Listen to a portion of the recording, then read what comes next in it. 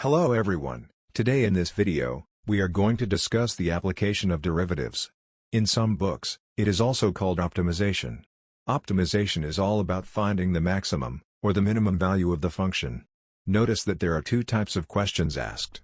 One type is about finding the value of the function, so the question might be asking you to find the maximum, or the minimum value of the function. For example, if the function in question is area, then the question might ask you what is the maximum area? Or what is the minimum area? Because the function in question is area, you have to understand that the question is asking you to find the value of y. In some other cases, the function in question could be cost, or it could be profit or whatever.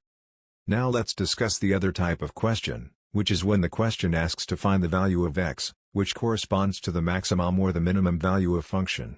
In our convenience, y equals to fx is the function. Here, x is independent variable and y is dependent on the value of x. What it means is that, for a given value of x you get a fixed value of y. So, to find the value of x, we do not even have to put the values in the function, because x is independent.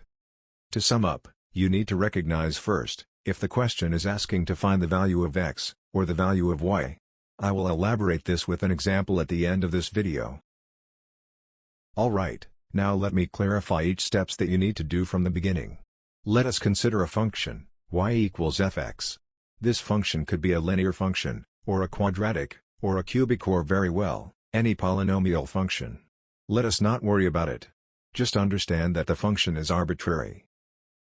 The first step to do is to find derivative of y with respect to x. And the second step is to equate dy by dx to 0. Now let me explain why we are doing this. Notice that, the slope of a line is also given by the tangent of the angle that the line makes with the positive direction of x-axis. Here, theta is the angle made by the line, with the positive direction of x-axis. Say for example, if theta equals 45 degrees, then tangent of 45 degrees is equal to 1. So in this case, the slope of the line is equal to 1. This is an alternative definition because slope could also be found by using y2 minus y1 by x2 minus x1. The reason I am putting dy by dx equal to 0 in step 2 is because, only at the maximum and the minimum point on this function, the slope of the tangent is 0. When the line is parallel to x-axis, the angle theta will be ρ and that would make the slope of the line equal to 0.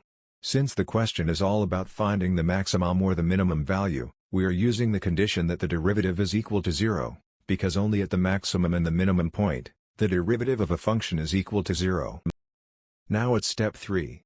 So far we have already found our answer at step 2, when we equate the derivative to 0 and then solve the equation. The only problem so far is that we have not yet identified whether the values of x from step 2 correspond to a maxima, or a minima, or to a point of inflection. So step 3 and further steps is all about identification. For identification, we're gonna find the second derivative of y with respect to x. In this case, we do not equate that to 0. We just find an expression for the second derivative.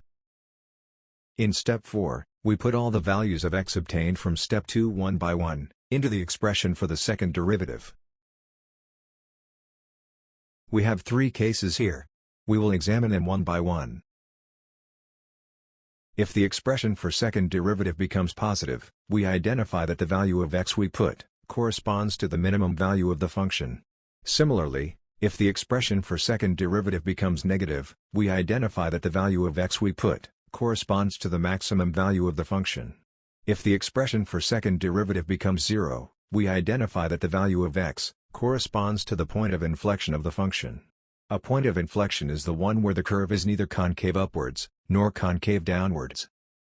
Now let me summarize everything with the help of an example. I take a function, y equal to 3x squared, plus 2x, plus 1. In the first step, I do the derivative of y with respect to x.